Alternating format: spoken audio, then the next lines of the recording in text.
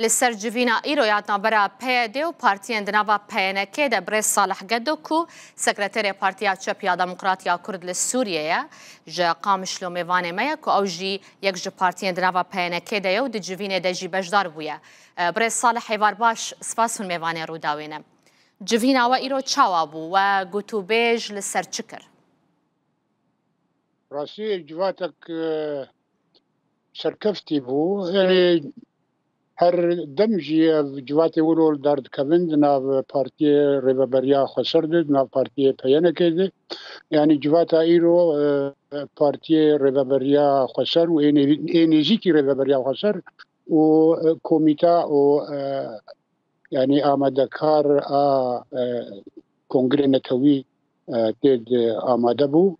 يعني بيتريوي ام راوسيان سر دار كتنا كونغري نتوي نزيك دي بجيب به و ام قاربن دوي كونغري دي حمو آلية كردي براسيتيت حاضر بن يعني باشا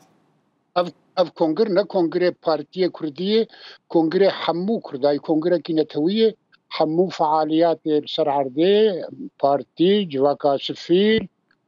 روشنبير يعني باشه اف درباره کنگره نتوی لسر الهفکرنا نابرا پیده و انا کسیده چه دی جوینه ده هاتا بحث کرن هون چه لسر ویره کفتنه دبیجن چاواد بینن يعني او هناك سر جواتا دو آت ناف انكسي و پیده تشبويه هناك كيد سوشيال ميديا دو زنامده ولو يعني نبرنگه گو چه بویه هاتی گوتن یعنی جواتک باش بو گاوک باش بو ده آلیه کردی رونشتن و اگر ناکوکی وها بن تشتن هبن بهدور دیالوگ کرنه بهدور نقاش کرنه هن تشت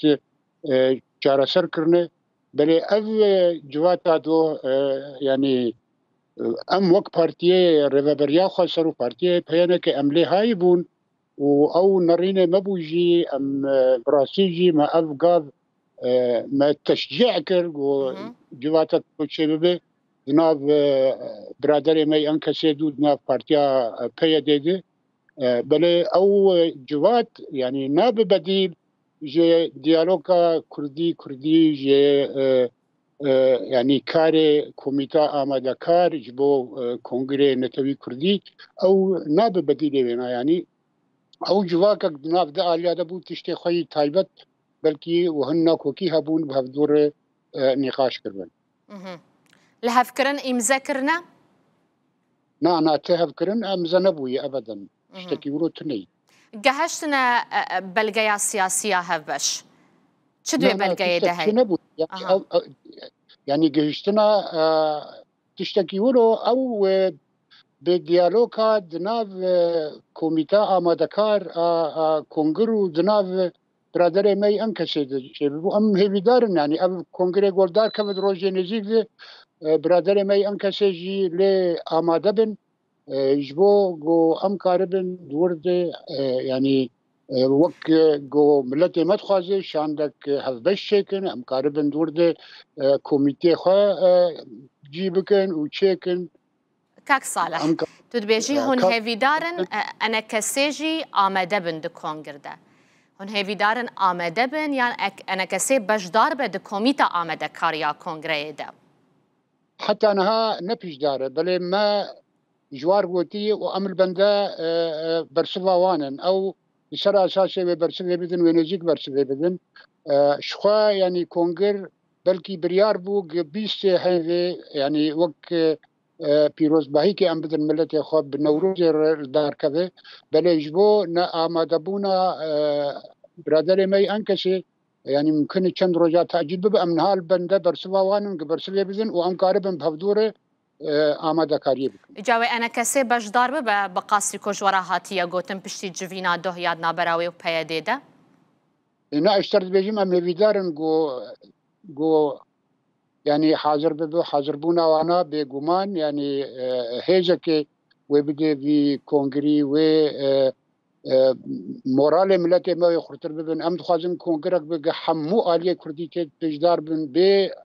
قصاء كشي باستثناء حمو آليتات بجدار بن بو أم كاربن يكتيا قال خو وتفقراوي سياسي بجيبكن بريك وبيك چند مهوه كونغربه؟ يعني أمل بنده برسوا برادرانه لسر روحنيا برسوا وانا ادبيجم بهفر أم وانا أم كاربن روجيجي تعديد بكم باشه اگر بجدار نبن هونه كونغري الدار بخن؟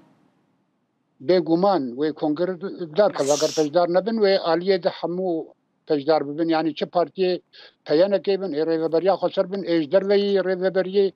وبيانا كيبن چه جواكا سفير به روشنبير خلق جالقوان وي حمو آمادنه امن حال بنده انكسينه امن بنده برسوا انكسينه گەلێکی سپاس بۆ تەبرێز ساڵح گەدۆ سەکرەتێرە پارتیا چەپیا دەموقراتیا کورد لە سووریە ژقام شلۆ تو میوانێمە بوویت و گەلێکی بخێر هاتی سپاس گەلێک سپاس